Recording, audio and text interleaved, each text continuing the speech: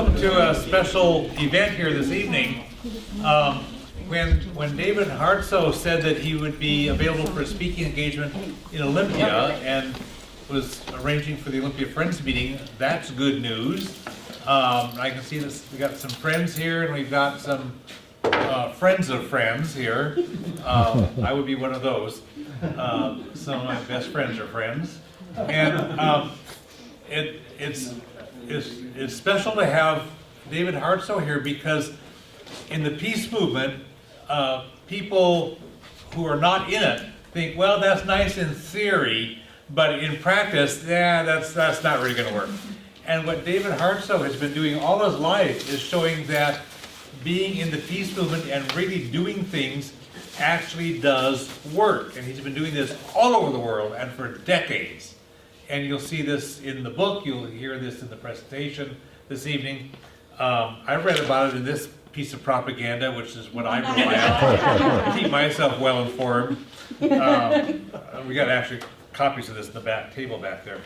But he just has such an impressive track record of actually doing good things based on good ethics, good principles, and smart strategies that will actually change things for the better. There's a quotation from Daniel Ellsberg, who had released the Pentagon Papers during the Vietnam War, wrote on the back cover of the book, "It has been my privilege to work with David Hartsough over the years and to be arrested and jailed with him for nonviolent civil disobedience. I highly recommend Waging Peace to every American who wishes to live in a world with peace and justice and wants to feel empowered to help create that world." And I thought that was such a nice way of expressing what David is about. So we're delighted to have in Olympia David Hartsough.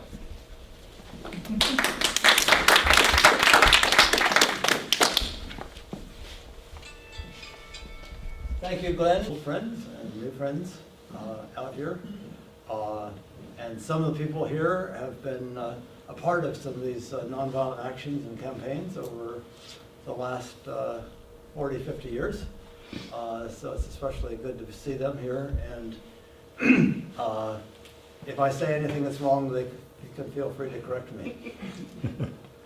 I have written this book, Waging Peace, Global Adventures of a Lifelong Activist, partly because I feel I've been blessed, both by the spiritual giants that I got to know as a young boy, people like Bayard Rustin, A.J. Muste, Martin Luther King, Ralph Abernathy, Steve Carey, and many others. And partly because I've had the good fortune to be kind of in the right place at the right time when there was conflict or violence or war or injustice, and with people who also felt concerned to try to address that injustice and that violence.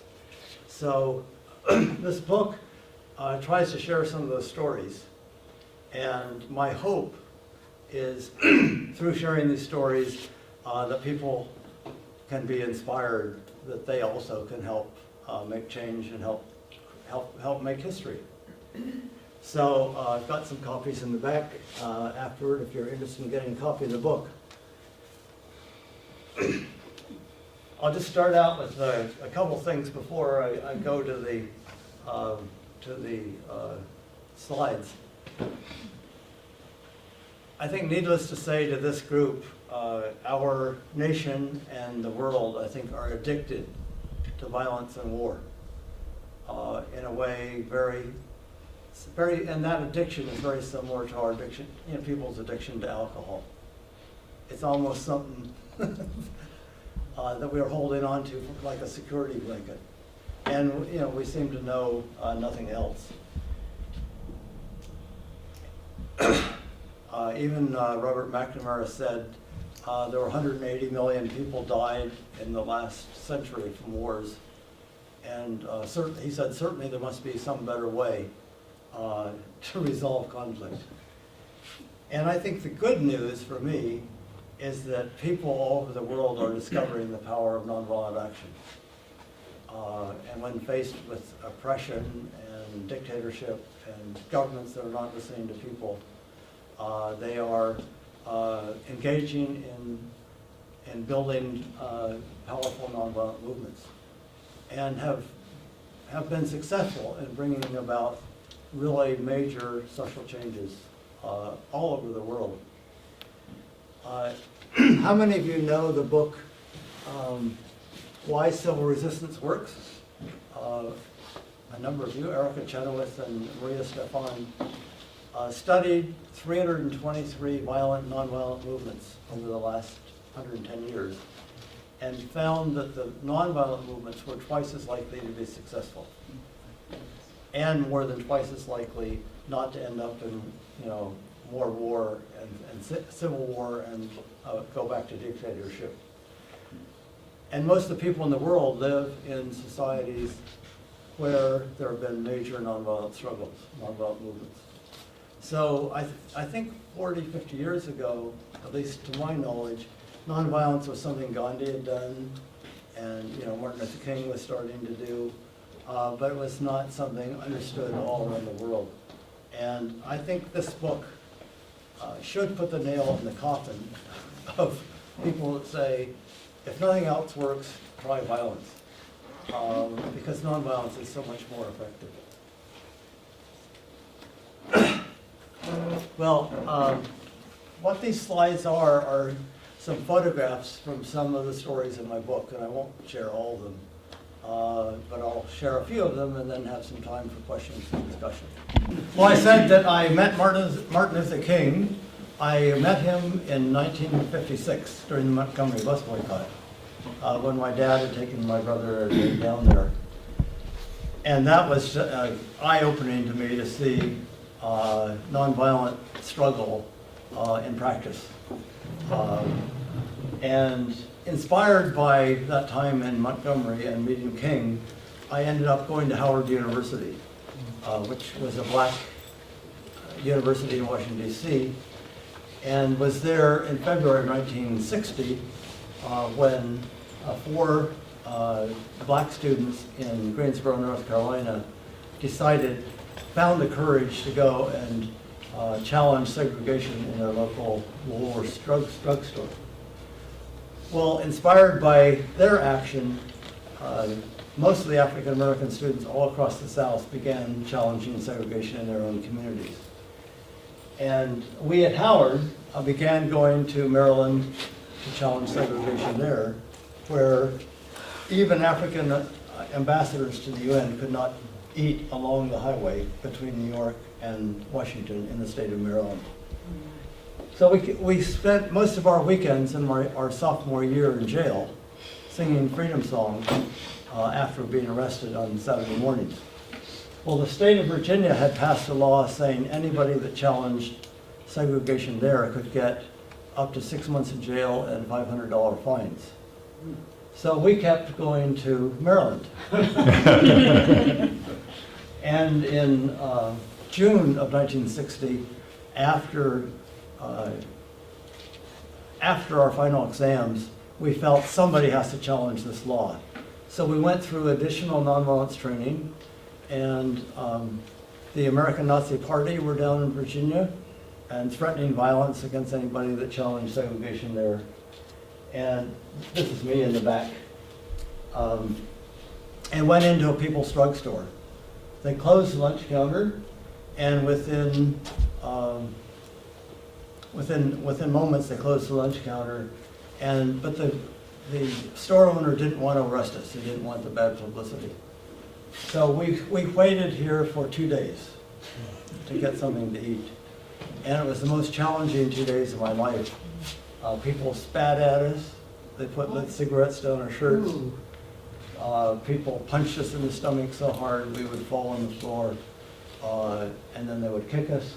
The American Nazi Party did come with their swastikas and photos of apes and said, is we or is we ain't equals?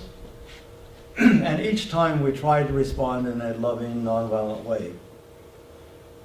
Well, toward the end of the second day, I was meditating on loving your enemies, and a guy came up from behind me and he says, if you don't get out of the store in 2 seconds, I'm gonna stab this through your heart. And in his hand was a switchblade, like this. And I very quickly thought, well, I've got 2 seconds. Can I really use nonviolence in this situation? But we'd had a lot of practice, and I just looked him in the eyes and said, friend, do what you believe is right, but I'll still try to love you. And it was quite amazing. His face that was contorted with hatred, his jaw began to drop, and his hand began to fall, and he left the store. So for a 20-year-old, that was kind of an amazing experience. Well, we then did something even more challenging. There were about 500 people outside with rocks and threatening violence. And we wrote a statement appealing to the religious and community leaders of Arlington to use their influence to get the eating facilities open to everyone. And then we said what was most difficult, we said if nothing changes in a week, we'll be back. And some friendly media people got us out alive, and for 6 days we literally shook whether we had the courage to go back and do this again. And on the 6th day, we got a phone call that the religious and community leaders of Arlington had met, had talked with the business leaders, and gotten a commitment that the eating facilities would be open within 10 days.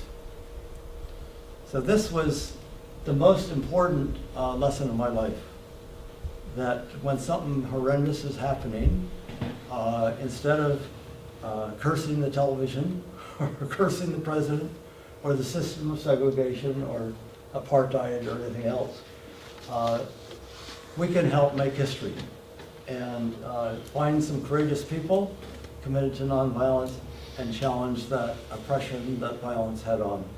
So that's had a profound impact on me for the rest of my life. I think students like those of us that from Howard, all across the country, felt the support of one another and were able to bring about some really significant change, not to say that it's finished. Well, a year later, I was studying and living in Berlin.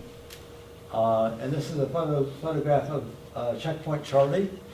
On this side are the American tanks facing toward East Berlin, and those are the Soviet tanks on the other side facing West Berlin. And each day I was studying in both East and West Berlin at the two universities, and bicycling through Checkpoint Charlie. And when in the classes in East Berlin, I would challenge the communist propaganda. I was called a capitalist warmonger. And when I would come back and study in the West and challenge their propaganda, I'd be called a communist conspirator. So telling the truth, trying to tell the truth, is not necessarily the most popular thing to do. But I was able to arrange evenings, sometimes whole days, where students from East and West would get together and try to understand each other.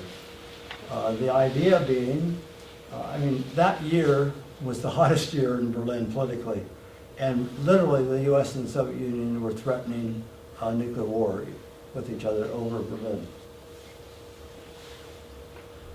I then heard that you could go camping in the Soviet Union, and of course the Soviet people were the people that we were ready to incinerate, to drop our nuclear bombs on. And I just had the feeling, we've got to do something. So when I heard that you could go camping in the Soviet Union and talk with the Russian people, I jumped at the opportunity and got a group of students that summer of *61. And these are some of the Russian people that we met. And you can probably tell by the faces that they are evil communists. And no wonder our government wants to kill them. This is in Red Square in Moscow. That's St. Basil's in the back. The Lenin Mausoleum was right next to us. This is 1962 when David Morris here was part of the group. I led three different summers or led groups to Russia. Well, we had I had demonstrated in front of the White House praying for an end to nuclear weapons testing in May of '62. And the American people that were passing by says, "Why are you demonstrating against our peaceful bombs? Go and demonstrate in Russia." So here I was in Russia with this sign in Russian saying bomb tests kill people. And the Russians are all gathering around saying, "Why are you demonstrating against our peaceful bombs? Go and demonstrate in the United States." The police came and threatened us with 20 years in prison for demonstrating against the Soviet Union's peaceful bombs. And we said, well, you know, if the United States and the Soviet Union continue this insane nuclear arms race, that's going to be a lot worse than 20 years in prison. And we just were arrested a month ago in Washington, D.C., also protesting their bombs. Well, they said, we have to talk with our superiors. And they left, and after a couple hours, we went back to the campground, and luckily, we didn't have to spend 20 years in prison, but I was not allowed back in the Soviet Union for 26 years. This was another kind of peacemaking. 5 Quakers, 6 Quakers, had an opportunity to meet for about half an hour with President Kennedy in the White House. And this is our press conference when we came out in front of the White House. And this, again, was during the heat of the nuclear arms race.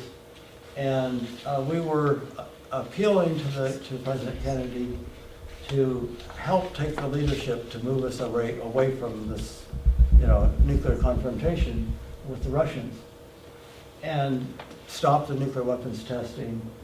And he says, I've been reading The Guns of August from before the First World War, and it was, everybody was arming to the teeth to try to avoid getting involved in that war, and that's exactly what ended up, in a world war. And he said it's kind of scary how similar the situation was to what it is right now in '62.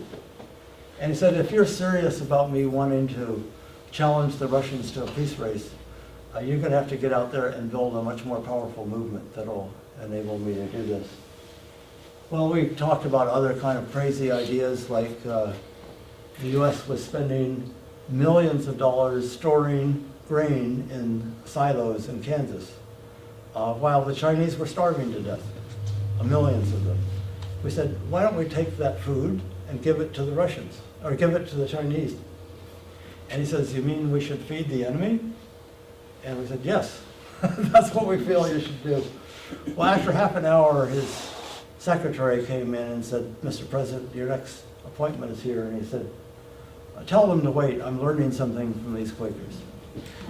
So Jim Douglas, who wrote JFK and the Unspeakable, thinks that we helped plant some seeds in Kennedy that helped him move away from the Cold War, which he had run as a candidate for president, to really taking a lot of courageous leadership to move us away from that arms race. Next. This is during the Vietnam War, I think in 1969, and a bunch of Quakers were reading the names of the war dead each Wednesday at noon on the Capitol steps. And after getting through 40 or 50 names, the police would arrest us and take us off to jail, and that was the end of it. So after about 3 weeks of getting arrested, I went to Congressman George Brown, that was standing there, and said, Congressman, we've been arrested the last 3 weeks for reading the names of the war dead on the Capitol steps, and I wonder if anything you could do to help us. And he looked the typical politician, smoking a cigar and on the swivel chair. And he, kind of sat back and he says, yeah, I think I'm going to join you. And he said, I'll write a letter to every member of Congress inviting them to join us as well. So the next day we had 3 members of Congress join us. And when the police arrested all the rest of us, the congressman had congressional immunity, and they kept reading the whole 45,000 names of the war dead.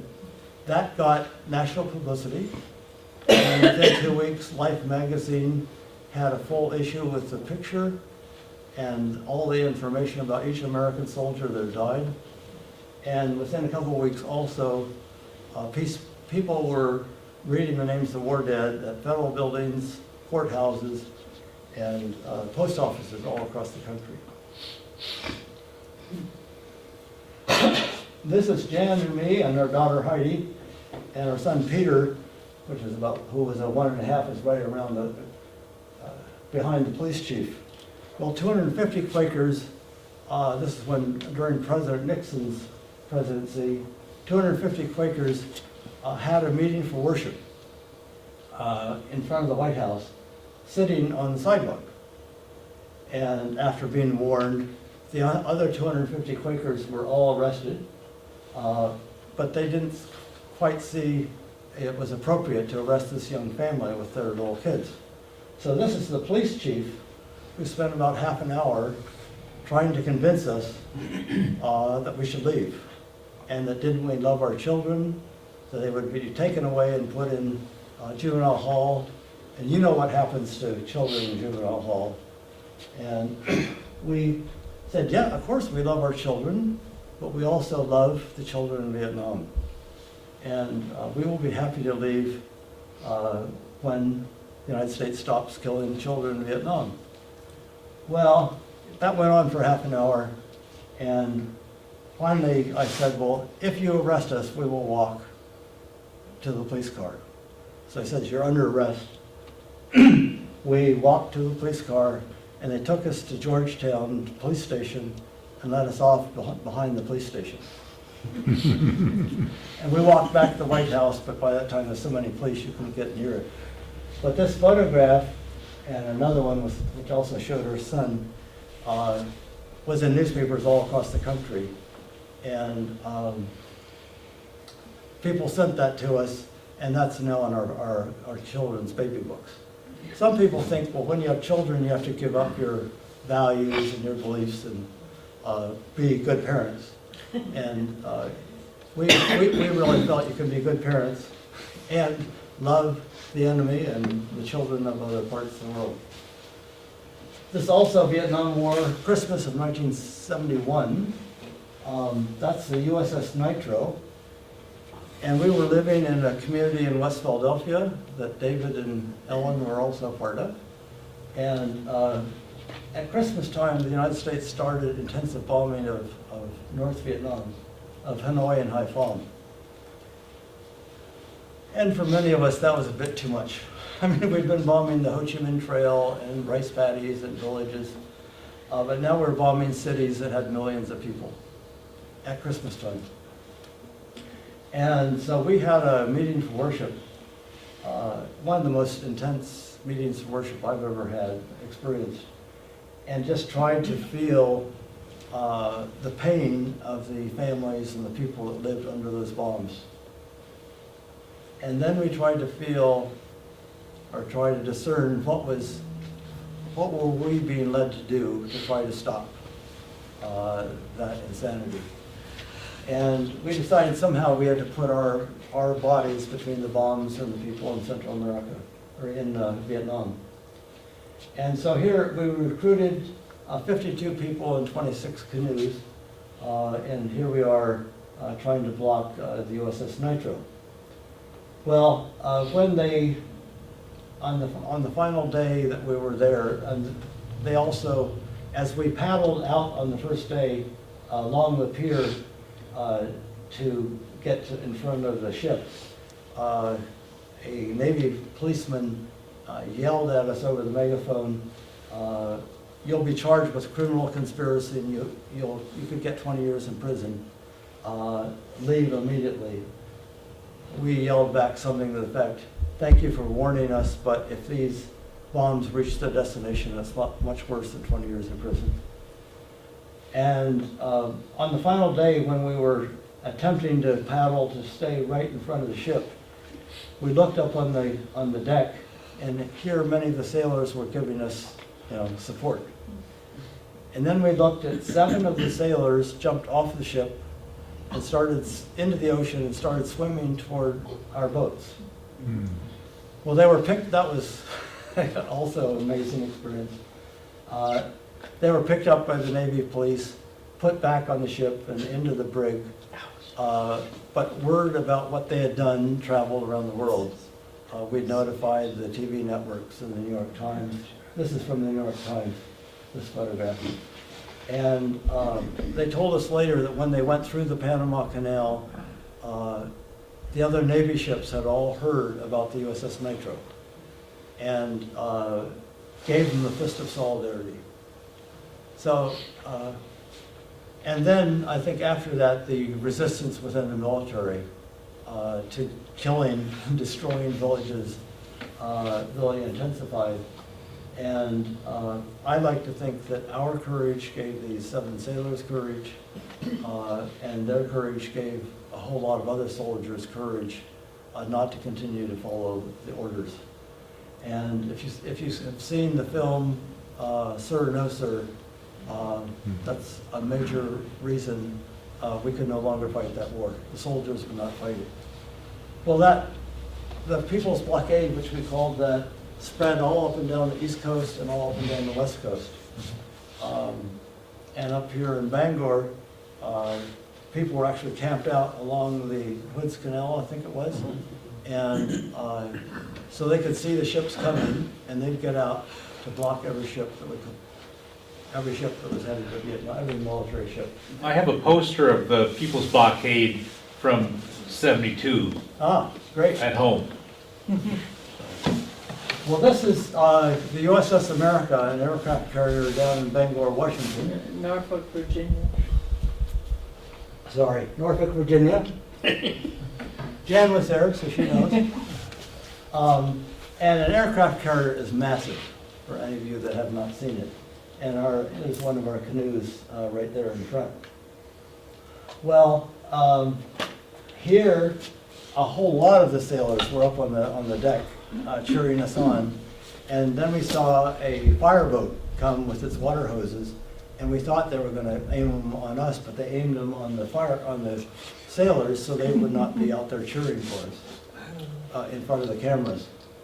And then they capsized all our boats and then went after us with frogmen, put us on a Navy ship, arrested, face down with guns pointed at us, while the USS America sailed out to Vietnam. Well, the next day, the headline in the local newspaper, or the Northern Virginia paper, was, and this is USS America, America defeats peace flotilla. So America was standing tall again. That was, and together with the Trojan Decommissioning Alliance actually did close down the Trojan plant in Oregon, and Clamshell Alliance and Keystone Alliance across the country had major actions. And we were successful in getting no nuclear power plants licensed for 40 years. This Diablo Canyon is Fukushima waiting to happen. Yes, it's right on an earthquake fault. Right on earthquake fault. Yep. Yeah. Right on the ocean. Our utility, PG&E, has built every nuclear power plant that they've built right on earthquake faults. So they're very consistent. Yeah, and without, even if they're shut down, without the waste being processed, they still, Trojan, even though it isn't there right now, it still has the waste being cooled, and it's still subject to what could happen that did happen at Fukushima, because the wastes are still there being cooled, sitting in canisters in the ground. So the problem of Trojan hasn't gone away, even though the plant is gone. Thank you. This is Livermore Labs, and where we have had nuclear weapons labs where the United States has been developing a whole new generation of nuclear weapons, including, I think it's $10 billion for a new continued nuclear weapons development just for this next year.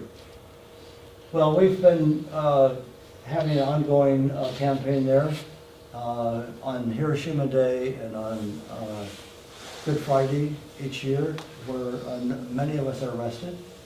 And there is a local group called Tri-Valley Cares, who their office is right across the the street from the Livermore Labs, where, calling for a conversion of this plant from making nuclear weapons and bomb parts to working for transition to a renewable energy world. Well, I shouldn't talk about all the slides, but this is on the Guatemala-Mexico border in 1982, December of 82, where there was genocidal violence happening against the Guatemalan people, especially the indigenous communities. And these people, I think it was over 400 villages were burned to the ground, and there's hundreds of thousands of people killed. And these people had fled from those villages, traveling only at night and keeping the mouths over the children so that nobody could hear them, and had fled across the border and built these huts. And it was very, very rainy and cold. It's one of the saddest situations I've ever seen. But in response to that kind of violence in the wars in Central America, Witness for Peace and Peace Brigades International began accompanying people in these communities that were being attacked, and I think had some important, made an important contribution to trying to stop the kind of insane violence which the United States was supporting through arms and training, etc. Next. Which border did they cross over to? Into Mexico, in Chiapas. Oh, Chiapas. And I drove down there with a guy with a VW bus, and we just filled up the VW bus with corn that we bought from some local farmers. And there was still no UN or any other agency giving any kind of assistance to these folks. So a van load of corn was helpful. This is 1987, where at Concord Naval Weapons Station, where 80% of the bombs that went to Vietnam were sent, and now we were shipping bombs and munitions to the wars in Central America. And Brian Wilson, who I'm sure many of you know of or know as a friend, came back from Vietnam. Came back from Vietnam first, incensed about the insanity of going 9,000 miles across the world to try to kill defenseless people. And then when he went to Central America and saw a lot of the same thing happening, we decided to organize what we called Nuremberg Actions, where we were trying to uphold international law, because killing innocent civilians is a crime against humanity, as defined by the Nuremberg Principles after the Second World War. So we decided to start blocking trains and trucks. And this is Dorothy Granada, that some of you may know, has been in Nicaragua the last 30 years or so, and me, blocking this truck on June 10th of '87. Starting September 1st of 1987, Brian and other Vietnam vets had committed and announced their intention to start a 40-day fast and to start blocking every train carrying bombs and munitions, and said the Navy has basically three choices. They can stop shipping arms and munitions to Central America, or they can arrest us and take us to jail, but they should know that the moment we're released, we'll be back on the tracks. And the third choice is to run over us. And we never guessed that they would, decide to run over us. But here is Brian, has been run over, his two legs have been cut off, and a big hole in his head, and about 50 of his bones were broken. And that's me on the right, trying to hold the blood in his head. We never thought that he would live. Luckily he did, and when I went to visit him in the hospital about 2 days later, after 9 days of 9 hours of surgery.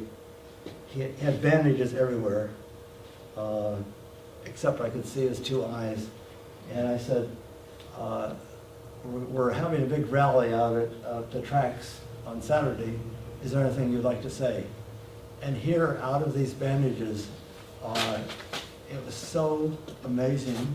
His commitment to nonviolence, his commitment to trying to stop this insanity was stronger than ever. And he said, our lives are not worth more than the people of Central America, and their lives are not worth less than ours. And he meant that. And anyway, the Navy's hope in running this train through, and that's the train in the background with its boxcars and munitions, which finally stopped, like 500 yards away. Their hope was that they would scare us into stopping our Nuremberg actions. But instead, we had 9,000 people there the next Saturday, and we blocked every train for 3 years. So after that train, every train that would come, they had a whole phalanx of Marines and sheriffs, and sometimes would have to arrest 2 busloads of people to get the bombs and munitions on down this track to get loaded onto ships. This is my mom and dad and me just before we were arrested blocking a train at Concord Naval Weapons Station. My dad, who had Parkinson's disease, could hardly walk, and so he and I were actually sitting between the tracks, and when we saw a train coming, we got up and started walking back and forth, and the sheriff's lieutenant saw us and looked at my dad, and he said to me, we knew him very well, he said, he's not going to get arrested, is he? And I said, Lieutenant Sizemore, I'm not going to arrest him.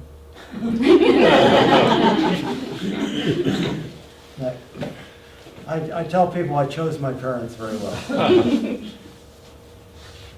I don't think I'll talk about this, but this was another example of accompaniment in the Philippines.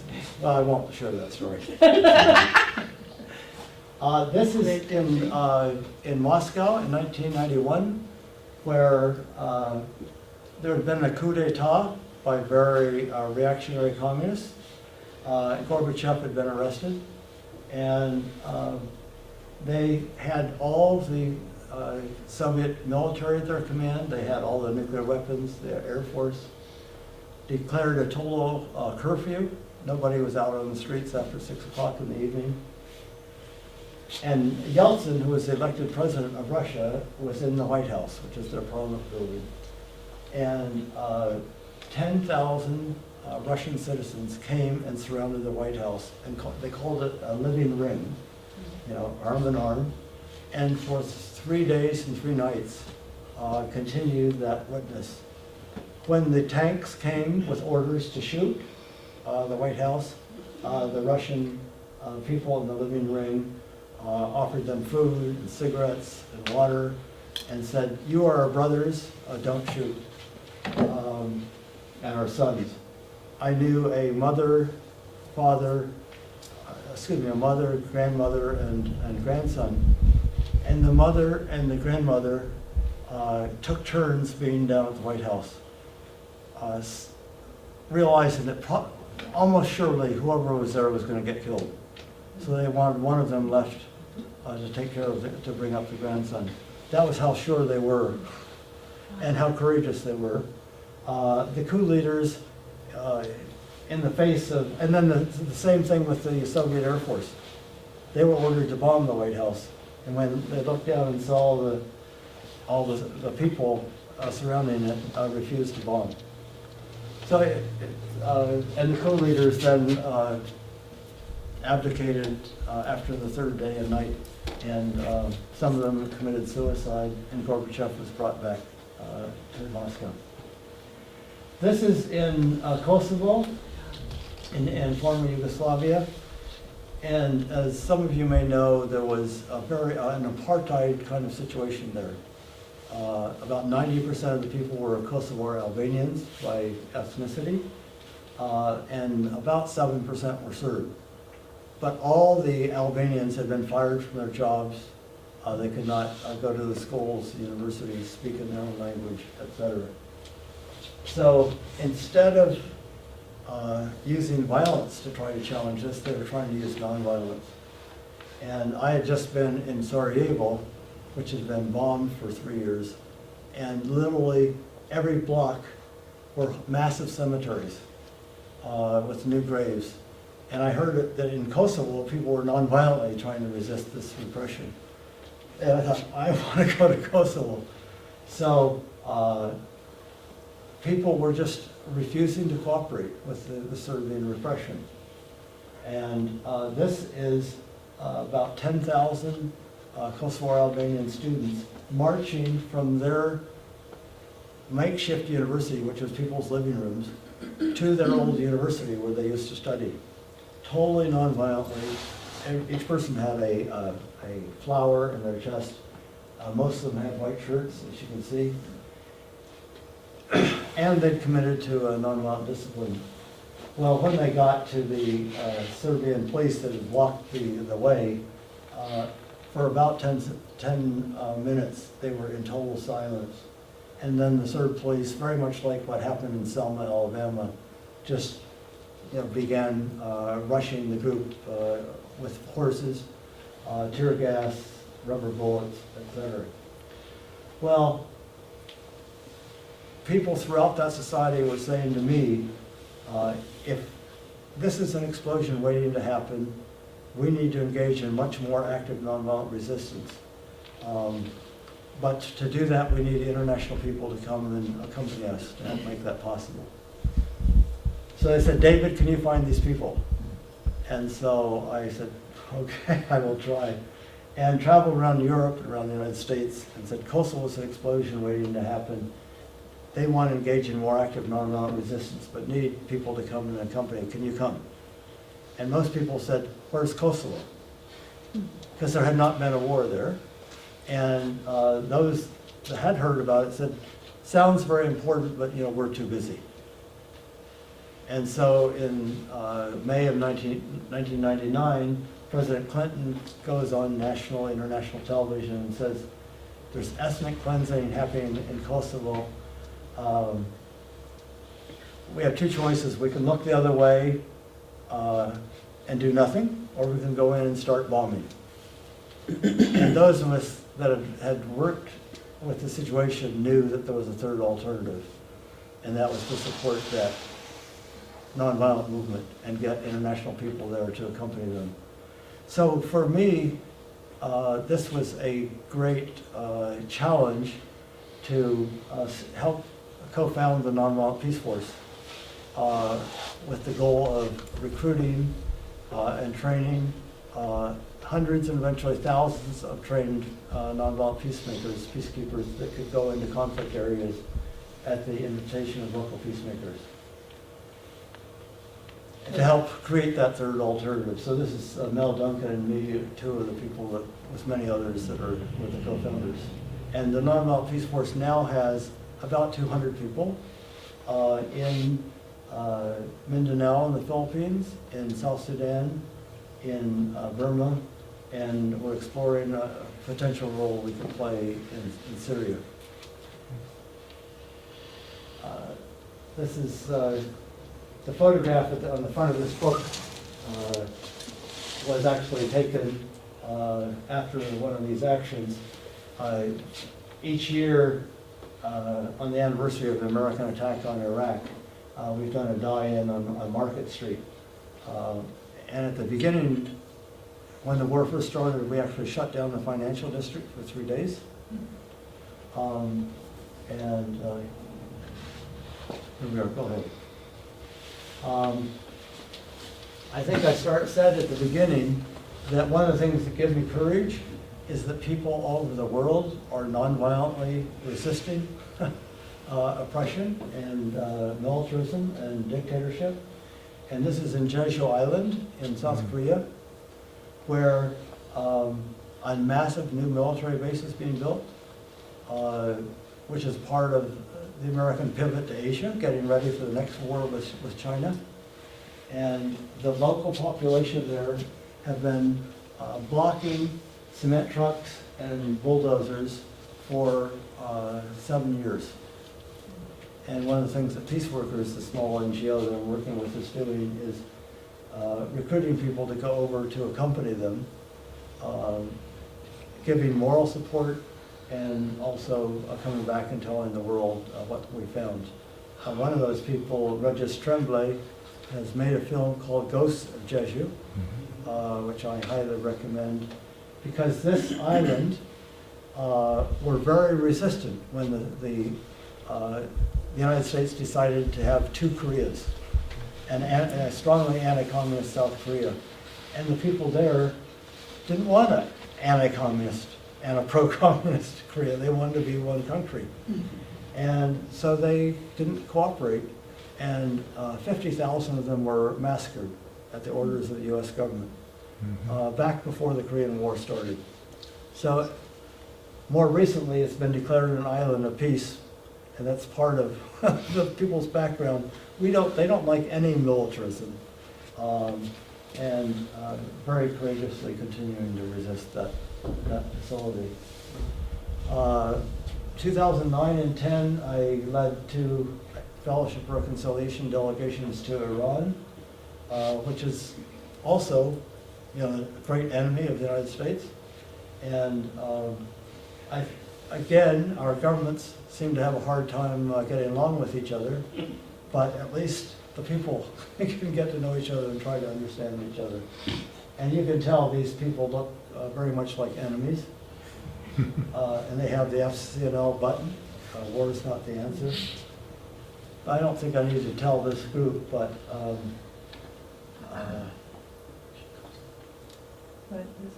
in terms of Iran, we say they're the enemy, but we overthrew their elected government back in '54. We have their nation surrounded with US military bases, and are bombing both Iraq and Afghanistan on their borders. And we have military ships in the Persian Gulf on the other side. We shot down a civilian airliner, killed over 250 people. And they've also not attacked any country in over 200 years, and lost a couple million people in the war with Iraq, where we were arming both sides, but mostly Iraq. So from their perspective, we are much more a threat to them. Of why we see them as a threat to us, I don't know. Next. This is Gaza after Operation Cast Lead. When I was there in 2010, I think it was.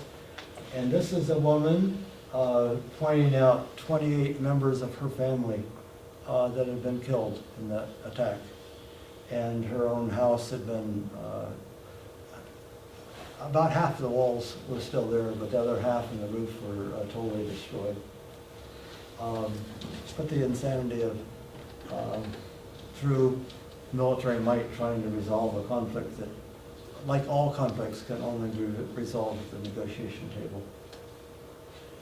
This is one of the pictures from the Occupy movement, where back at Freedom Plaza in Washington, D.C., where Jan and I spent some time, which this was also a very hopeful sign for me.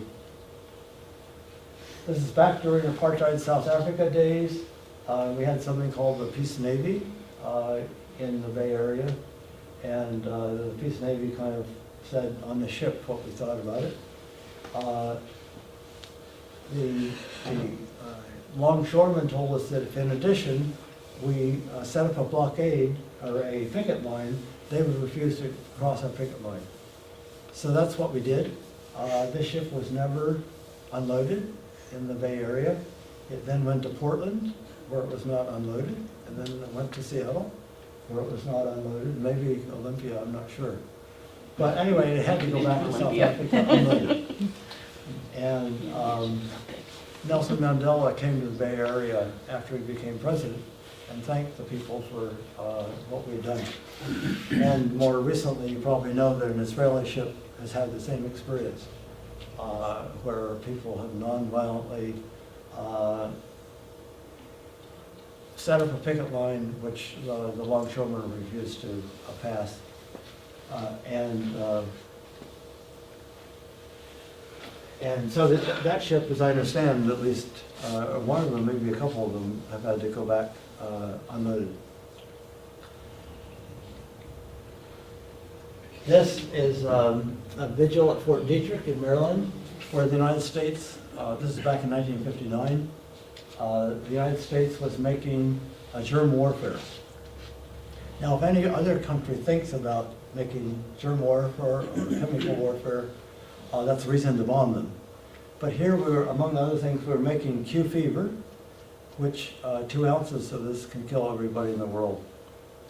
And so Quakers and others had a silent vigil along the front entrance to that base, summer and winter for 3 years. And my mom is the person in the white dress there.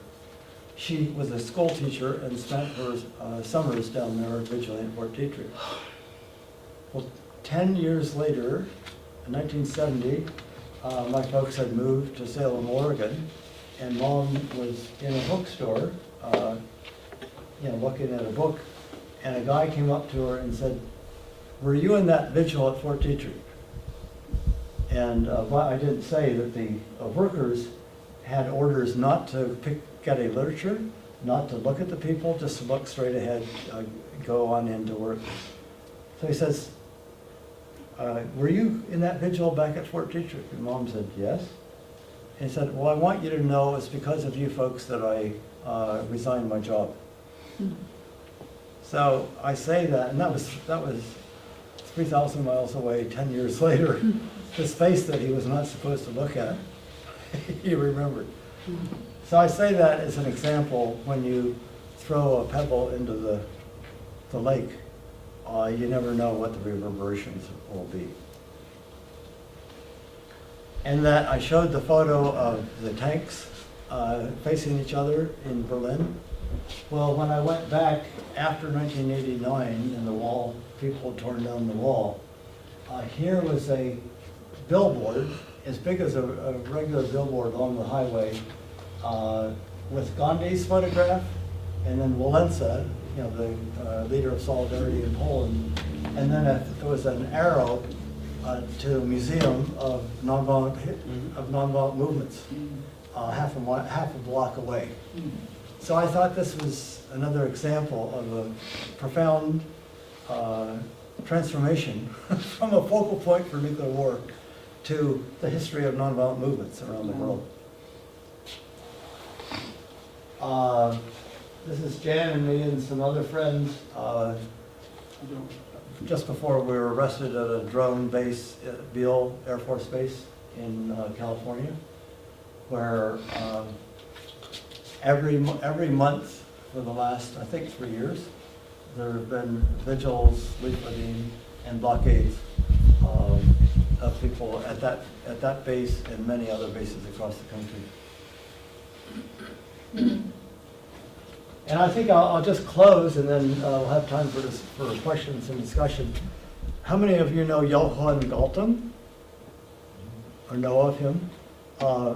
Johann Galtung, along with Kenneth and Elise Spaulding, are some of the parents of the peace studies programs across the country. And Johann has worked in conflict areas around the world, and knows so many conflicts, firsthand, and has mediated many of these conflicts.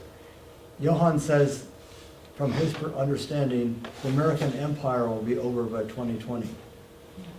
That the people of the world are not going to put up with continued economic, military, political domination. And it's really just a choice of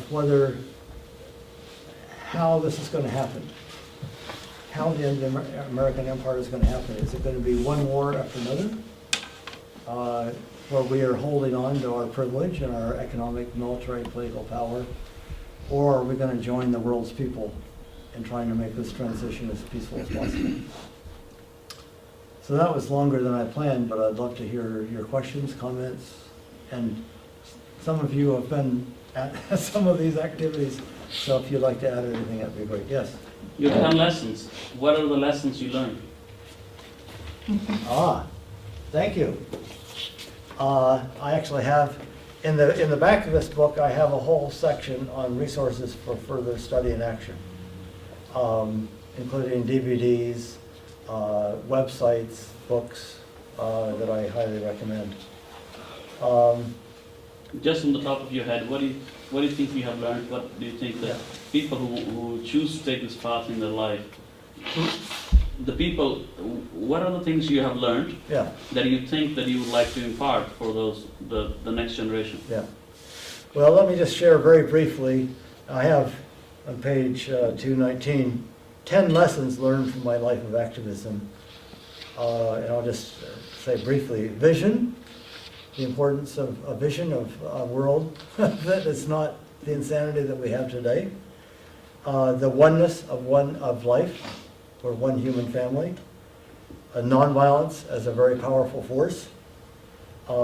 Take time to nurture your spirit, whether it's meditation, music, friends, etc.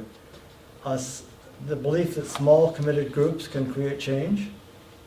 And you know the Margaret Mead quote, never doubt that a small group of thoughtful, committed citizens can change the world. Indeed, it always has.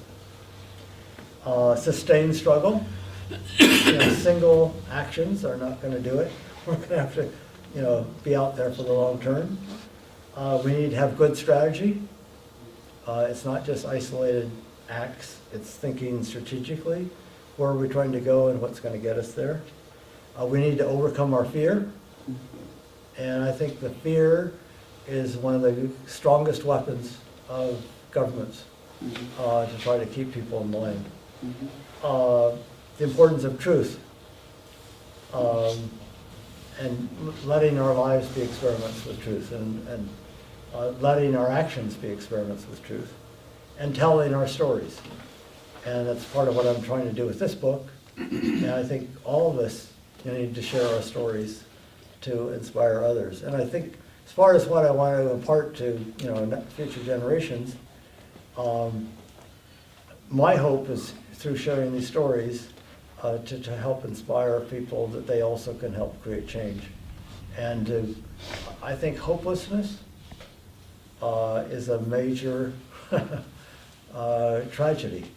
And one of the people I took to Russia on our trip from Reed College said, I'm an optimist because I can't afford to be a pessimist.